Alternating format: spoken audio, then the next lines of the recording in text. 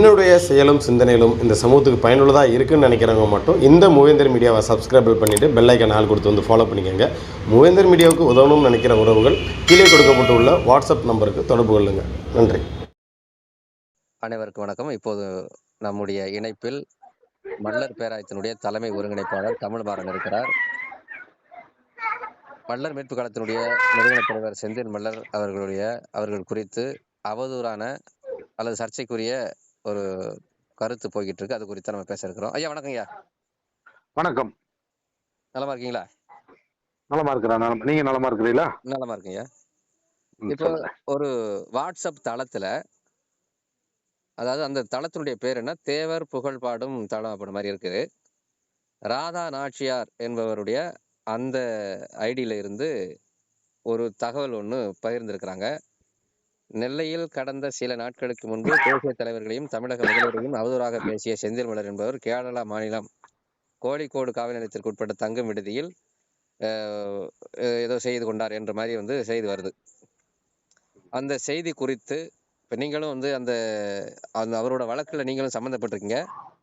அந்த நிகழ்ச்சி நடத்துறதுக்காக தான் வழக்கு போட்டிருக்காங்க. இந்த செய்தி குறித்த உண்மைத்தன்மை என்ன, அது குறித்து தகவல் பகிர்ந்துங்க. இல்ல, இந்த செய்தி வாட்ஸ்அப் தளங்கள்ல பரவிட்டு இருக்குது. நெல்லையில டிசம்பர் 1 நடந்த அந்த கண்டன ஆர்ப்பாட்டத்தின செந்தில் மல்லர் பேசியதா சொல்லி ஒரு வழக்கு பதிவு பண்ணி அந்த ஆர்ப்பாட்டம் நடத்தி என் மீது வழக்கு போட்டிருக்காங்க. நான் சிறைக்கு போயிட்டு வந்திருக்கிறேன். இந்த செய்திகள் எல்லாம் உங்களுக்கு தெரியும். ஆமா ஆமா. அவரை பிடிப்பதற்கு ஒரு தனிப்படை அமைச்சிருந்தாங்க நெல்லை மாநகர காவல் மாநகரத்துல இருந்து. இப்ப அந்த தனிப்படை கலைக்கப்பட்டு புதிதாக சிறப்பு தனிப்படை அமைச்சிருக்கிறதா நமக்கு செவிவெளி செய்தி, நமக்கு ஒரு தகவல் கிடைக்குது. அப்படி சரி சரி. அவரை கைது பண்ண சொல்லி தமிழகம் முழுவதும் பல்வேறு மாவட்டங்களில் மறவர் சமூக அமைப்புகள் தொடர்ந்து அவரை கைது செய்ய சொல்லி பல்வேறு போராட்டங்களை எடுத்தாங்க. இப்போ கடந்த 27 பாத்தீங்க அப்படின்னா ராமநாதபுரத்தில் இருக்கக்கூடிய ஆப்பநாடு மறவர் சங்கம் ஒரு மிகப்பெரிய போராட்டத்திற்கு, கண்டன போராட்டத்திற்கு அழைப்பு விடுத்துருச்சு. அந்த போராட்டத்தினுடைய ஒரே கோரிக்கை செந்தில் மல்லரை தேசிய பாதுகாப்பு சட்டத்தில் கைது செய்து சிறையில் அடைக்கணுங்கிறது. சரிங்களா? ஒரே கோரிக்கை. அப்போ டிசம்பர் 1 இன்றைய நாள் வரைக்கும் அவரை கைது பண்ண சொல்லி மறவர் சமூக அமைப்புகள் அத்தனையும் குரல் கொடுத்து போராடிக்கிட்டு இருக்குது. காவல்துறை இன்னொரு பக்கம் நெருக்கடி கொடுத்து அவருடைய வங்கி கணக்கெல்லாம் முடக்கி தீவிரமாக தேடிக்கொண்டு இருக்குது. சரிங்களா? முடக்கி இருக்கிறாங்களா? முடக்கி இருக்கிறாங்க. அந்த அளவுக்கு அது ஒரு நெருக்கடியா போய் இன்னைக்கு மிக முக்கியமான, அதாவது பயங்கரவாதிகளை தேடுவதற்கு அமைக்கப்படுகிற தனிப்படையை போன்று செந்தில் மல்லருக்கு ஒரு தனிப்படை அமைச்சிருக்கிறாங்க. ஏன் அமைச்சிருக்கிறாங்கன்னா, இதற்கு முன்பு மீண்டேலும் பாண்டியர் வரலாறுன்னு அவருடைய ஆய்வு நூலை தடை செய்ய சொல்லி ஒரு வழக்கு போட்டாங்க. அப்போ ஒரு தேசிய பாதுகாப்பு சட்டத்தில் இவரை சிறைப்படுத்தணும்னு சொல்லி தீவிரமாக இவர் தேடும்போது இவர் தலைமறைவாக இருந்து முன்ஜாமீன் எடுத்திருக்கிறாரு. இந்த வழக்கிலையும் கூட அவர் முன்பிணை கோரி நீதிமன்றத்துல மனு தாக்கல் பண்ணிருக்கிறாங்க. சரி. அது அந்த அளவுக்கு நமக்கு தெரியுது. அதற்கு பிறகு அவங்க வழக்கறிஞர்கிட்ட நம்ம அதை கேட்டால் முழுமையான செய்திகள் கிடைக்கும். சரிங்களா? அப்போ நெருக்கடி எப்படி, இது ஒரு சாதாரண வழக்கு. அவர் பேசியது 33 நிமிடங்கள் பேசியதுல ஒரு சில இடங்களில் தடித்த வார்த்தைகள்ல பேசியிருக்கிறாரு. ஒரு சில இடங்களில் 1-2 வார்த்தைகள். மற்றபடி அவர் வைத்த செய்திகள் என்பது ஏற்கனவே பல்வேறு நூல்களில் வந்த செய்தியை தான் அவர் வச்சிருக்கிறாரு. ஆமா, ஆதாரத்தோட. முதுகுளத்தூர் கலவரம், முதுகுளத்தூர் பயங்கரம், மேலும் சமூக உரிமை போராளி இமானுவேல் தேவேந்திரர், பல்வேறு ஆவணங்களில் இருந்து அவர் முத்துராமலிங்க தேவர் அவர்களுடைய உரையில, அவர்களுடைய எழுத்துல இருந்து பேச்சுல இருந்துமே அவர் அதற்கான தரவுகளை வச்சு வைக்கிறாரு. அதன் அடிப்படையில இது ஒரு பெரிய வழக்கு கிடையாது. ஆனாலும் 2 சமூகங்களுக்கு இடையில ஒரு பதட்டமான சூழலை உருவாக்குது. தொடர்ந்து மறவர் சமூக அமைப்புகள் போராட்டத்தை முன்னெடுத்து கொண்டு இருக்கிறதுங்கிறதுல அரசு அவர் அந்த மறவர் சமூகத்தை சேர்ந்தவர்கள் அமைச்சர்களாகவும் நாடாளுமன்ற உறுப்பினர்களாகவும் சட்டமன்ற உறுப்பினர்களாகவும் பல்வேறு கட்சிகளில் மாவட்ட செயலாளர்களும் பெரிய அளவுல ஒரு அரசியல் லாபி அவர்களுக்கு இருக்குன்னு சொல்லி இந்த அரசு நெருக்கடி கொடுத்துதான் கைதெல்லாம் பண்ணிச்சு, என்ன கைது பண்ணிச்சு, நான் பிணையில வந்திருக்கிறேன், அவரை கைது பண்ணுவதற்கு நெருக்கடி, கடுமையான நெருக்கடி போயிட்டு இருக்கு ஒரு பக்கம். மறவர் சமூக அமைப்புகளுக்கு என்னன்னா ஒரு மன உளைச்சல். என்னடா இவ்வளவு தூரம் போராடுறோம், இவ்வளவு தூரம் நம்ம அமைச்சர்கள் இருக்கிறாங்க, நாடாளுமன்ற உறுப்பினர்கள் இருக்காங்க, எம்எல்ஏ இருக்கிறாங்க, நமக்கு இவ்வளவு பெரிய அதிகாரம் இருக்கு, நம்ம வந்து பெரிய பொருளாதாரத்துல வளர்ந்துட்டோம், ஏறத்தாழ வந்து இந்தியா விடுதலைக்கு பின்னாடி நாம தான், அதாவது திராவிட கட்சின்னு வச்சுக்கோங்களேன், 1967க்கு முன்னாடி நாம தாண்டா அப்படிங்கிற ஒரு பிம்பத்தை வந்து உருவாக்கி பொது சமூகத்துல வந்து ஒரு பெரிய ஒரு நம்ம வந்து ஒரு அராஜகமான அரசியலை பண்ணி கூட நம்ம அந்த இடத்துக்கு வந்திருக்கிறோம். அடாவடியான அரசியல் வந்து நம்மகிட்ட இருக்குங்கிறது கூட அவர்கள் உணர்ந்திருக்கலாம். நம்மளுடைய கருத்து கிடையாது. அப்படி ஒரு உணர்வு அவர்களுக்கு இருந்திருக்கலாம். அவர்களுக்கு ஒரு மன உளைச்சல் இருக்கலாம். அவர்களுக்கு ஒரு மன உளைச்சல் கண்டிப்பாக இருக்கும் எல்லாமே இல்ல. அது அவர்களுடைய போராட்டத்தை வந்து நம்ம வந்து மறுக்கிறோம், அதை விமர்சிக்க அப்படிலாம் கிடையாது. அவர்கள் கோரிக்கைக்காக அவர்கள் போராடுகிறார்கள். அது வந்து அவர்களுக்கான ஜனநாயக உரிமை. அரசுக்கு வலியுறுத்தி போராடுறாங்க. அரசு கைது செய்வதில் ரொம்ப தீவிரம் காட்டி வருகிறது. அது நமக்கு தெரியுது. இப்ப இந்த விஷயத்தை பொறுத்தவரை இப்ப நீங்க சொல்லிருக்கீங்க வந்து அமைச்சர்கள் அந்த சார்ந்து அரசியல் சார்ந்து இயங்கக்கூடியவர்களுடைய அழுத்தம் வந்து செந்தில் மலரை கைது செய்வதற்காக மறைமுகமா இருக்கும் நினைக்கிறீங்களா? இருக்குங்கிறது நமக்கு செவிவழியில கிடைக்கக்கூடிய செய்திகள். சரி, நமக்கு செவிவழியா செய்திகள் கிடைக்குது. இருக்கும்லா சமூகத்தினுடைய வாக்கு வங்கி, இவ்வளவு பெரிய பொறுப்புகளு, அமைச்சர் பொறுப்புகளு, சட்டமன்ற உறுப்பினர்களு, நாடாளுமன்ற உறுப்பினர்களு, பெரிய பெரிய ஒப்பந்தக்காரர்கள், பெரிய பெரிய மணல் மாஃபியாக்களு, பெரிய பெரிய கந்தவட்டிக்காரர்கள், பெரிய பெரிய விஷயங்கள்லாம் இருக்குதுல்ல, நடைமுறையில இருக்குல்ல. இல்லாத விஷயத்த நம்ம சொல்ல முடியாது. நடைமுறையாம ஒரு பெரிய பொருளாதார பலம் கொண்டவர்கள், ஒரு அரசியல் பலம் கொண்டவர்கள், இதெல்லாம் இருக்கு. இவ்வளவு இருந்துமே கைது செய்யப்படணும்னா ஒரு மன உளைச்சல் அவங்களுக்கு இருக்கும். இப்ப இந்த தளத்துல குறிப்பிட்ட ஒரு தளம், அந்த தேவர் புகழ் பாடும் தளம், நீங்க செந்தில் மல்லர் மீதான விமர்சனங்களை பல்வேறு மறவர் சமூக வலையொலிகள்ல நம்ம பார்க்கும் போது அவர் மீதான விமர்சனத்தை எப்படி வைக்கிறாங்க, நல்ல கூர்ந்து கவனிங்க. செந்தில் ராஜன்னு சொல்லுவாங்க, செந்தில்னு சொல்லுவாங்க, செந்தில் மல்லர்னு சொல்ல மாட்டாங்க. நம்ம ஐயா முத்துராமலிங்க தேவர் இருக்கிறாரு, அப்படின்னு நம்ம சொன்னோம்னா அவங்க ஏத்துக்குவாங்களா? தே அப்படின்னு சொன்னா ஏத்துக்குவாங்களா? அல்லது முத்துராமலிங்கம்னு சொன்னா ஏத்துக்குவாங்களா? ஏத்துக்கிட மாட்டாங்க. முத்துராமலிங்க தேவர்னு மரியாதைக்குரிய சொல்லாடலை தான் அவர்கள் விரும்புறாங்க. இது ஒவ்வொரு சமூகமும் எதிர்பார்க்கும். செந்தில் மல்லர்னா தான் தெரியும், செந்தில் யாருக்கும் தெரியாது. செந்தில் ராஜ் ஆனா அதை வந்து ஒரு வன்மத்தோடு வெளிப்படுத்துவாங்க. இதுல இன்னொரு விஷயத்தை நீங்க கவனிக்கணும். செந்தில் மல்லர் பேசியது முத்துராமலிங்க தேவர் குறித்தும் சுபாஷ் சந்திர போஸ் குறித்தும் பேசிய விமர்சனங்களை தாண்டி அவர் ரொம்ப இந்த மறவர் சமூகத்தை கொச்சையாக பேசினார்கள்னு சொல்றாங்கல்ல, அது வந்து அவருடைய எழுத்த பூரா நாங்க வந்து அவருடைய பேச்ச பூரா உரைய பூரா எழுத்து வடிவத்துல மாத்தி வச்சிருக்கிறோம். சரிங்களா? அதுல யார பேசுறாங்கன்னா பிஎம்டி மீடியாவுடைய நெறியாளரையும் பிஎம்டி இயக்கத்தினுடைய தலைவரையும் தான் அவர் குறி வச்சு பேசுறாரு. ஆனா அவர்கள் ரெண்டு பேரும் என்ன செஞ்சுட்டாங்க, தங்கள் மீது தங்களை நோக்கி வந்த அம்ப தன் சமூகத்தை நோக்கி திருப்பி விட்டாங்க. இப்போ நம்ம ஆனா அவங்க பர்டிகுலரா தான் பேசுறாரு, பர்டிகுலரா பேசுறாரு. ஆனா அவங்க என்ன செஞ்சுட்டாங்க, அம்ப சமூகத்தை நோக்கி திரும்பி சமூகத்தையே வீதிக்கு கொண்டு வந்துட்டாங்க. இது ஒரு தந்திரம். அந்த ஒட்டுமொத்த சமூகத்துக்குமான அந்த கேள்வியா அவர் செந்தில் மல்லர் சொன்னாரு அப்படின்ற மாதிரியான ஒரு தெரிச்சு சொல்லப்பட்டிருக்கு. அந்த மாதிரி அவங்க ஏத்துக்கிறாங்களா? அதை அந்த மக்களே ஏத்துக்கிறாங்க தானே? இல்ல, அந்த சமூகத்தின் மீதான விமர்சனம் வந்து எல்லா சமூகத்தின் மீதான விமர்சனங்களும் இங்க வைக்கப்படுது. அத வந்து பொறுப்புணர்ச்சியோடு அணுகி அதற்கு முறையான பதில் சொல்லி வழக்கு போடுங்க அப்படின்னு வழக்கு வந்து தொடுத்திருந்தா அது வந்து போயிட்டு இருக்கும். இவ்வளவு பெரிய போராட்டங்களுக்குள்ள வந்து இந்த சமூகத்தை கொண்டு வந்தது அந்த குறிப்பிட்ட நபர்களுடைய பங்களிப்பு இதுல இருக்குது.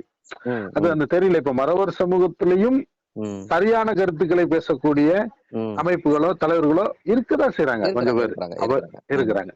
தொடர்ந்து இமானுவேல் சேகரனார் குறித்து விமர்சனங்களை வைக்கும் போது, அவதூறுகளை வைக்கும் போது அதையே வந்து பரப்பி, அதே வந்து பெரிய அளவுல பரப்பி, அதாவது ஒரு சமூகத்தை பேசுறது இழிவுபடுத்துறதுங்கிறது இன்றைக்கு மறவர் சமூகம் வந்து தங்களை இழிவுபடுத்தி விட்டார்கள், தங்களுடைய ஒரு கடவுளுக்கு நிகராக நேசிக்கக்கூடிய ஒரு தலைவரை வந்து இழிவுபடுத்திட்டாருன்னு சொல்லி இன்னைக்கு ஆதங்கப்படுகிற மறவர் சமூகம் இமானுவேல் சேகரனார் குறித்து இவர்கள் பேசும்போதெல்லாம் வந்து அதை வந்து தங்களுடைய இன்னைக்கு ஆதங்கப்படுறாங்க. அத மாதிரி தானே இன்னொரு சமூகம் ஆதங்கப்படும் அப்படிங்கிறத புரிஞ்சுக்கணும். அது ஒரு குறிப்பிட்ட பேர் பேசும்போது அது தங்களுடைய மேலாதிக்கமாகவும் அல்லது உரிமையாகவும் அது கருதக்கூடிய ஒரு நிலையில தானே இருக்குது. இல்ல ஒரு நீங்க தார்மீக பொறுப்புணர்ச்சின்னு ஒவ்வொரு இயக்கங்களுக்கும் உண்டு. தன்னுடைய சமூகத்தினுடைய விடுதலைக்காக போராடுகிற நாம் நம்ம அக்கம் பக்கமா இருக்கிற மற்ற சமூகங்களுக்கும் அவர்களுக்கும் அந்த உரிமை உண்டு, அவர்களுக்கும் அந்த விஷயங்கள்லாம் இருக்குதுங்கிறத உணரணுமா வேண்டாமா? நிச்சயமா நிச்சயமா நிச்சயமா. ஒற்றைச்சாதி அரசியல், ஒற்றைச்சாதி ஆதிக்கம்ங்கிறது தகர்க்கப்பட வேண்டியதுதான், அதுல மாற்று கருத்துலாம் இல்ல. அது மறவர்களாக இருந்தாலும் தேவேந்திர குல வேளாளர்கள் வந்து ஒற்றைச்சாதி ஆதிக்கம், ஒற்றைச்சாதி அராஜகங்கள், இந்த அடாவடித்தனங்கள்லாம் தவிர்க்கப்பட வேண்டும். கண்டிப்பா கண்டிப்பா. இப்ப இந்த தகவல் வந்து வெளியாகி இருக்கக்கூடிய தளம் வந்து புகழ்பாடும் தளம் அப்படின்ற ஒரு தளம் இருக்கு. அதுல வந்து சௌத்ரி போன்றவங்க எல்லாம் அதுல முக்கியமான இருக்கிறாங்க. அப்ப இதுல ஒரு அதிகாரப்பூர்வமா வந்து வெளியிட்டு இல்ல, அந்த தளத்தினுடைய நிர்வாகிகள் மீது வழக்கு போடணும், இந்த செய்தியை பரப்புனவங்க மேல வழக்கு போடணும். அதுல இருந்து இந்த தொடர்ந்து இதை வேடிக்கை பார்க்கிறவங்க எல்லாம் அது வழக்கு கொண்டு வரணும். ஏன் இது அவருடைய வேலையா கூட இருக்கலாம் தானே, சௌத்ரி அவருடைய வேலையா கூட இருக்கலாம் தானே. இன்னொரு பக்கம் என்ன யோசிக்க வேண்டியது இருக்கும்னா, இப்ப பல்வேறு விஷயங்களை வந்து நம்ம ஆய்வுக்கு உட்படுத்தும் போது என்ன சொல்றாங்கன்னா, ஒரு ஒரு பெரிய அளவுல இதுல ஒரு பார்வை உடையவங்க என்ன சொல்றாங்கன்னா, அவரை வந்து எப்படியாவது ஒரு தலைமறை வாழ்க்கையில எங்க இருக்கிறாரு, மறைஞ்சிட்டு இருக்கிறார், அவரை வெளியே கொண்டு வந்து கைது பண்ணணுங்கிறதுக்கு கூட இதை ஒரு உத்தியா அரசு பயன்படுத்தலாம். இரண்டு வகையாவும் பார்க்கலாம். அரசும் வந்து இதுல முனைப்போட நிக்கும். இத வந்து அது இன்னொரு பக்கம் என்னன்னா, செந்தில் மல்லருக்கு இந்த சமூகத்தில் இருக்கக்கூடிய செல்வாக்கை அல்லது அவர் சார்ந்த விஷயங்கள்ல இந்த சமூகத்தினுடைய உளவியலை நாடி பிடித்து பார்ப்பதற்கான உத்தியாக கூட இதை நம்ம பார்க்கலாம். இல்ல அந்த அளவுக்கு வந்து இந்த விஷயத்துல இறங்குவாங்களா எப்படி? நிச்சயமாக நிச்சயமாக. ஏன் அப்படின்னா, அதான் சொல்றோம்ல, இன்னைக்கு ஒரு அதிகாரத்தில், ஆட்சி அதிகாரத்தில் மிக முக்கியமான துறைகள் எல்லாம் வைத்திருக்கக்கூடிய அமைச்சர் பெருமக்களும் நாடாளுமன்ற உறுப்பினர்களும் பெரிய எண்ணிக்கையில இருக்கிற ஒரு சமூகம். சமூக நீதி அளவுகோலுங்கிறதெல்லாம் அந்த இடத்துல தகர்ந்துரும். அரசியல்ல சமூக நீதிங்கிறதே கிடையாது, சமூக அநீதி மட்டும்தான் திராவிட அரசியல். அந்த அளவுகோல்ல பாத்தீங்கன்னா இன்னைக்கு லாபி திராவிட முன்னேற்ற கழகத்தை அசைக்கிற அளவுக்கு, தான் நினைத்த பக்கமெல்லாம் அசைக்கிற அளவுக்கு வலிமையான ஒரு லாபியை கொண்ட ஒரு சமூகமாக மறவர் சமூகம் இருக்கிறது. அந்த அடிப்படையில அவர்கள் வந்து அரசனுடைய திட்டத்தை நடைமுறைப்படுத்துவதற்கு முழுமையா உடன்பட்டு கூட இதை செய்யலாம். இதுல அரசுக்கும் ஒரு பங்கு இருப்பதாக நாம் சந்தேகப்பட வேண்டியிருக்குது. அதே நேரத்தில் இதே போன்று வந்து செய்திகளை பரப்பி ஒரு சமுதாய, நீங்க 90கள்ல பாத்தீங்கன்னா, 90கள் மத்திய காலத்துல பாத்தீங்கன்னா, தேவேந்திர குலத்தினுடைய மூத்த போராளியாக கருதப்படுகிற ஜான் பாண்டியர் அவர்கள் படுகொலை செய்யப்பட்டார்னு ஒரு வதந்தியை கிளப்பினாங்க. தென்தமிழ்நாட்டுல திருநெல்வேலி, அணை தென்காசி எல்லாம் திருநெல்வேலி தானே, அங்கெல்லாம் பெரிய கலவரம் நடந்து பெரிய பேருந்துகள் எல்லாம் கொளுத்தி பெரிய பிரச்சனை ஆயிருச்சு, 2-3 கொலைகள்லாம் விழுந்துருச்சு. அப்போ இது வந்து இந்த மாதிரி விஷயங்கள் ஏற்கனவே இந்த சமூகத்தில் நடந்திருக்குது, பாத்தீங்களா, நடந்திருக்கு. ஆனா இப்படி ஒரு விஷயத்தை செஞ்சு ஒரு கலவரத்தை உருவாக்குவதற்கான திட்டமாக கூட இது இருக்கலாம், ஒரு சாதி கலவரத்தை உருவாக்குவதற்கான திட்டமாக கூட இது இருக்கலாம். இப்ப சௌத்ரி வந்து விசாரிச்சா விஷயம் வெளியே வரும் அப்படின்ற மாதிரி நினைக்கலாமா? அந்த தளத்தினுடைய நிர்வாகிகளை வந்து உடனே கைது பண்ண சொல்லி அப்ப சௌத்ரி போன்றவர்கள் விசாரிக்கலாம், அதெல்லாம் தப்பு கிடையாது. விசாரணை என்பது இதுதானே. இப்போ நம்ம செந்தில் மல்லர் அவருக்கு, நம்ம செந்தில் மல்லர் கைது பண்ணணும்னு சொல்லி தமிழ்மாறனை கூட்டம் நடத்தினவரை கைது பண்ணலாம். தமிழ்மாறனுடைய அரசியல் செயல்பாடுகள்ல இணைஞ்சிருக்கிறவங்க எல்லாம் ரொம்ப தொந்தரவு பண்ணிட்டாங்கல்ல. நமக்கு பொய் வழக்கு போட்ட மாதிரி அவங்களுக்கு 75ங்கிற அந்த ஒரு பிரிவுல வழக்கெல்லாம் போட்டாங்க. நம்ம சந்திப்பு காவல் நிலைய ஆய்வாளர் யாரு, தேவேந்திர குல வேளாளர் சமூகத்தை சேர்ந்த முன்னாள் போராளியினுடைய மகனாக தன்னை சொல்லிக் கொள்ளக்கூடிய ஆய்வாளர் வந்து என்ன செஞ்சாரு, அடிமையா நெருக்கடி கொடுத்தாருலாம். அப்போ ஆமா, கடுமையா நெருக்கடி கொடுத்தாங்க. எங்களை பற்றி அவர் பேசிய பேச்சுக்கள்லாம் வந்து எல்லாமே இருக்கு, பதிவுகள்லாம் இருக்குதுன்னு வைங்களேன். அப்போ இந்த அளவுக்கு இருக்கிறாங்க. அப்ப தேவேந்திர குல வேளாளர் சமூகத்தை சேர்ந்தவர்களுக்கு ஒரு நீதியும், மதவர் சமூகத்துக்கு ஒரு சேர்ந்தவர்களுக்கு ஒரு நீதியும் தான் இந்த அரசனுடைய நீதி, திமுகவுடைய நீதி. அதுதான் திமுகவுடைய சமூக அநீதி தான் திமுகவுடைய அரசியல் அடிப்படையே. நீங்க பாத்தீங்கன்னா தெரியும், சட்டமன்ற நாடாளுமன்ற உறுப்பினர்கள் எல்லாம் பட்டியலிட்டு அதெல்லாம் இடப்பங்கீட்டு அளவுகளின்படி எல்லாம் பாத்தீங்கன்னா அப்பா பல தகுடு திட்டாளை எல்லாம் பார்த்திருப்பாங்கல்ல. அதெல்லாம் நம்ம நினைச்சுதான் யோசிக்க வேண்டியிருக்குது. ரொம்ப யோசிக்கணும். அரசும் சாதி வெறியர்களும் தமிழ்நாட்டுல ஒரு சாதி கலவரத்தை அவர்கள் கொண்டு வந்துட்டோம்னா இருக்க எல்லா பிரச்சனையும் மூடி பிரச்சனை. திமுக வந்து பாத்தீங்கன்னா திமுக ஒரு தனிப்படை போட்டு ஒரு பாட்டியை தேடிட்டு இருக்காங்கல்ல, அந்த விஷயம் வரைக்கும் மறைஞ்சிரும்ல. எல்லா விஷயம் எப்படி வந்து 95 கலவரம் எப்படி வருது, கான்சி ஊழல், ஜெயலலிதா சசிகலா அவர்களுடைய ஊழல் வெளிப்பட்டு கொண்டிருக்கிற நேரத்துல தான் தென் தமிழ்நாட்டு கலவரம். அப்புறம் எல்லாருமே கொடியங்குளம் தாக்குதல் கலவரங்களையே பேசிட்டு இருந்தோமா, அது மறந்து போச்சுல. அந்த மாதிரி செந்தில் மல்லரை பலிகடாவாக்கி தங்களுடைய லஞ்ச லாவண்யங்கள், ஊழல்கள், முறைகேடுகள் எல்லாத்தையும் மூடி மறைப்பதற்கு கூட இந்த அரசு முயற்சி செய்யலாம். நிச்சயமா. அதுல வந்து செந்தில் மல்லர் குறித்த செய்திகள் வந்து உண்மை இல்லை. என்னை பொறுத்த வரைக்கும் அப்படியான பலகீனமான முடிவை எடுக்கக்கூடிய நபர் செந்தில் மல்லர் கிடையாது.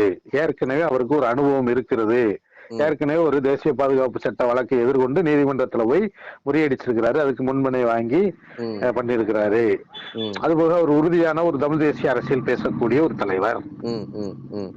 நான் அறிந்த வரையில அப்படியான விஷயங்கள் வாய்ப்புள்ள. நான் அவருடைய வழக்கு, இந்த செய்தி எனக்கு தெரிஞ்ச உடனே நான் அவருடைய வழக்கறிஞரை தொடர்பு கொண்டு இந்த மாதிரி ஒரு செய்தி வருது, என்னன்னு தெரியலையே அப்படின்னு கேட்கும்போது அவர் வந்து எனக்கும் இந்த செய்தியை சொன்னாங்க, ஆனா அப்படி நடப்பதற்கு வாய்ப்பு இல்லை அப்படிங்கறதான் சொல்றாரு. அப்படின்னா அது போக அந்த அந்த செய்திக்கு கீழே ஒரு படம் போட்டிருப்பாங்க. ஒரு ஒரு போஸ்ட்மார்டம் பிணக்கூறாய்வு பண்ணி ஒரு ஒரு உடலை வந்து மூடிய நிலையில, கட்டிய நிலையில வச்சிருக்கிறாங்க. 2:49 என்னமோ அந்த செய்தி வந்து அந்த தளத்துல பதிவிடப்பட்டிருக்கு.